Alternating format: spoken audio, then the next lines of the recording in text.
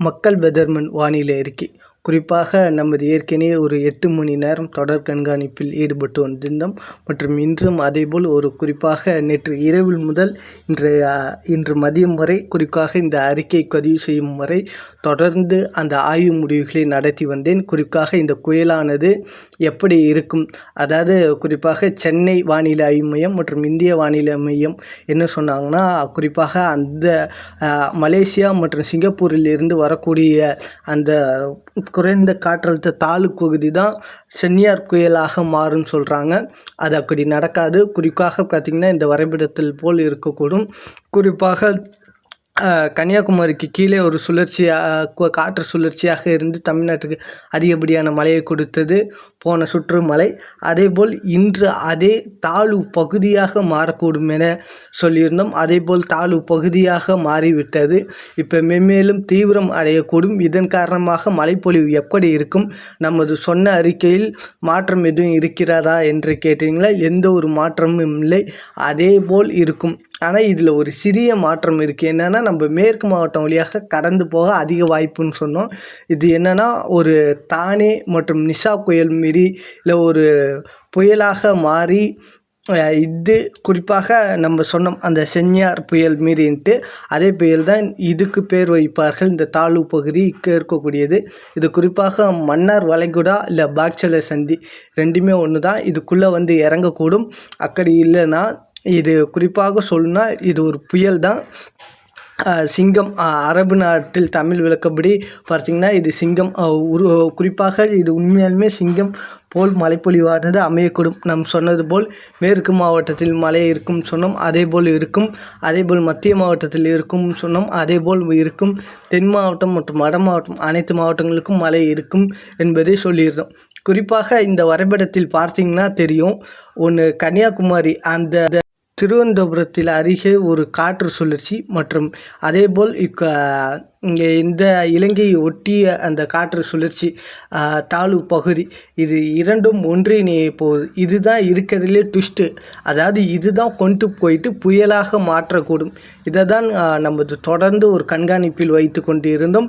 இப்படிப்பட்ட ஒரு வானிலை மாற்றப்படுகிறது என்பதையும் தெரிவித்துக் கொள்கிறேன். இந்த இரண்டும் குறிப்பாக அந்த மழைப்பொழிவை தீவிரப்படுத்தும். ஒரு குறிப்பாக 5 முதல் 7 நாட்களுக்கு மழைப்பொழிவானது இருக்கும். குறிப்பாக மத்திய மாவட்டத்தில் பாதிக்கும் மழை இருக்குன்னு சொன்னோம். அதேபோல் தற்போது மாடல்ஸ்கள் அனைத்தும் காட்டப்பட்டு வருகிறது.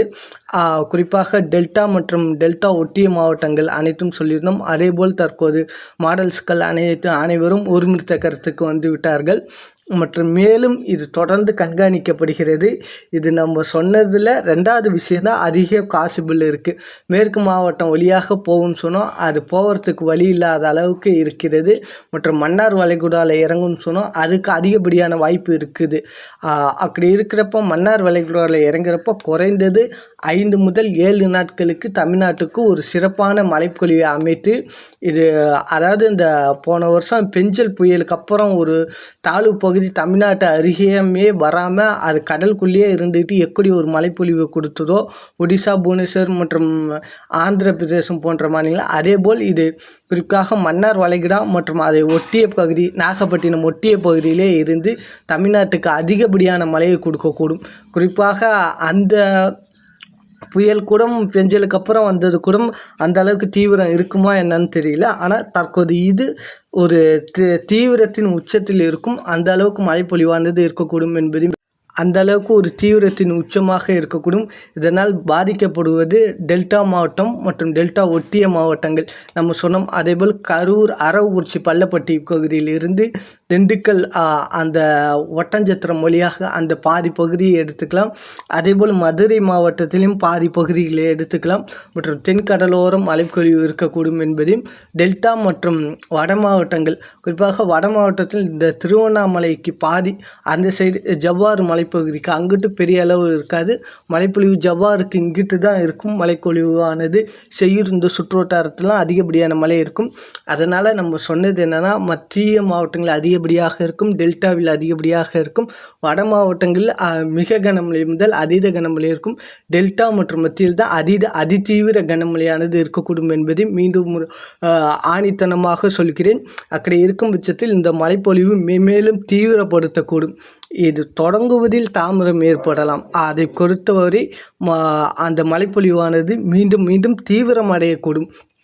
ஒரு நாள் விட்டு ஒரு நாள் இன்னும் பிக்கப் ஆகும். அந்த மாதிரியான மழைப்பொழிவாக அமையப் போகுது என்பதையும் தெரிவித்துக் கொள்கிறேன். இது பாட்சலை சந்தி அல்லது நாகப்பட்டினம் ஒட்டியே தமிழ்நாட்டுக்கு அதிகப்படியான மழையை கொடுக்கக்கூடும் என மீண்டும் ஒரு முறை தெரிவித்துக் கொள்கிறேன். மற்றும் இது பாதிக்கும் மழை இருக்கக்கூடும். டெல்டா விவசாயிகள் வடிகால் பணிகளை செய்து முடிக்குமாறு அன்புடன் கேட்டுக்கொள்கிறேன். மற்றும் மக்கள் வெதர்மன் யூடியூப் சேனலை அனைவரும் சப்ஸ்கிரைப் பண்ணுங்கள், லைக் பண்ணுங்கள், கமெண்ட் பண்ணுங்கள். மற்றும் இது தொடர்ந்து அதாவது என்னோட கெஸ்ஸிங் என்னோட கணிப்பு கரெக்டாக இருந்தால் இது தமிழ்நாட்டுக்கு ஒரு மிகப்பெரிய வரப்பிரசாதம். அந்த அளவுக்கு மழைப்பொழிவானது இருக்கக்கூடும் என்பதையும் தெரிவித்துக் கொள்கிறேன். எந்த ஒரு மாவட்டத்துக்கும் பற்றாக்குறைங்கிற பேச்சுக்கே இருக்காது. அனைத்து மாவட்டங்களும் ப்ளஸ்